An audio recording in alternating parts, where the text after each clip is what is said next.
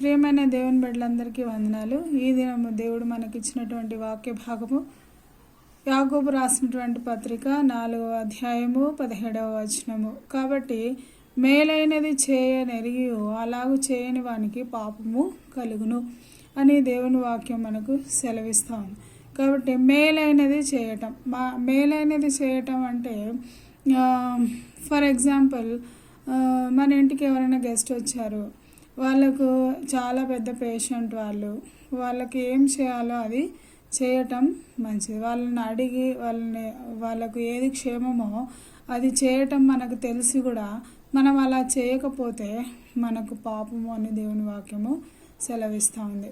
ఒకవేళ నువ్వు కూడా అనారోగ్య పరిస్థితిలో ఉండి అలాంటి పరిస్థితిలో ఉంటే దేవుడు క్షమిస్తాడు, కానీ నువ్వు చేయగలిగి కూడా చేయలేకపోతే అది పాపము అని దేవుని వాక్యము సెలవిస్తూ ఉంది.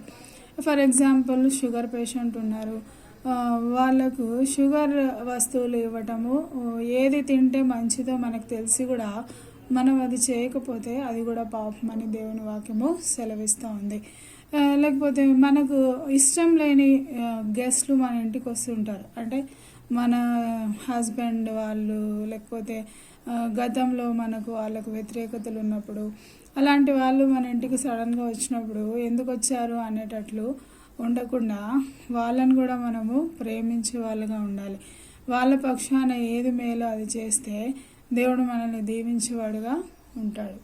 ఇంకా మనము పైన చూసినట్లయితే, ఇప్పుడైతే మీరు మీ డంబంలో ఎందు అతిశయపడుచున్నారు, ఇటు అతిశయం అంతయు చెడ్డది. ఇంకా 15వ వచనంలో మనం చూస్తే, ప్రభు చిత్తమైతే మనం బ్రతికి ఉండి ఇది అది చేద్దామని చెప్పుకుందాం. కాబట్టి ఏదైనా కూడా దేవుని చిత్తానుసారంగా మనం చేయడం మంచిది. మన ఇష్టం వచ్చినట్టు మనం చేయటం కూడా పాపమే అని దేవుని వాక్యము సెలవిస్తుంది. ఇంకోటి మేలైంది చేయడం అంటే, మనం చేసే పనుల వల్ల ఎదుటి వాళ్ళు నొచ్చుకుంటున్నారు అని మనకు తెలిసి కూడా మనం చేయడం కూడా పాపమే అవుతుంది.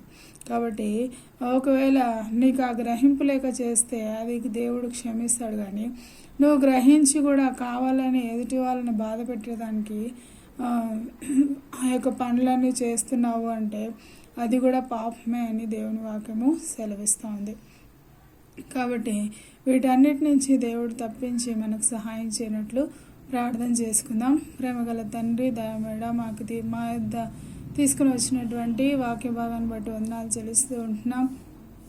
మేలైంది మేము చేసేదానికి మాకు సహాయం చేయండి. మా ఎదుటి వాళ్ళ పట్ల మేలైంది చేసి నా ప్రభువా నిన్ను మహింపరిచేదానికి మా కృప చూపించండి. అట్లు ఈ మాటలు వింటున్న వారందరికీ కూడా మీకు సహాయాన్ని, మీ కృపను దయచేస్తురమ్మని యేసయ్య నామంలో ప్రార్థించి వేడుచుంటున్నాము తండ్రి. ఆమేన్.